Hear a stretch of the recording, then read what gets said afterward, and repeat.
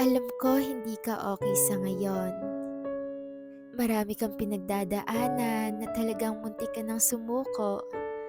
Pero lumaban ka ha, kasi hindi pa natatapos ang buhay mo. Kung nag-failed ka man, then that's fine. It's a part of success. Alam mo ba yung mga taong kilala ngayon? Hindi yan naging successful ng ganun-ganun lang.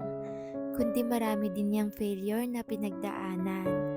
Alam mo ba, bago yan nakarating sa kanilang pinuntahan, ilang ulit din yan nadapa, ilang ulit din yan umiyak, ilang ulit din yan nag-failed, hanggang sa napapatanong sila sa sarili nila kung ipagpapatuloy pa ba o hindi na. Kaya ikaw, huwag kang sumuko dahil lang sa paulit-ulit kang nabibigo. Kasi ang failure ay hindi mo yan kaaway, kundi tinuturuan ka lamang nito sa buhay na no matter how hard the situation is, kailangan mo magpatuloy sa hamon ng buhay. Kasi sa mundong ito, yung mga taong nananalo is yung mga taong hindi sumusuko. Kasi lahat naman tayo ay may choice eh. Kung gusto mo mabago ang takbo ng buhay mo, then piliin mo yung tamang desisyon na gagawin mo. At yun ay hindi sumuko.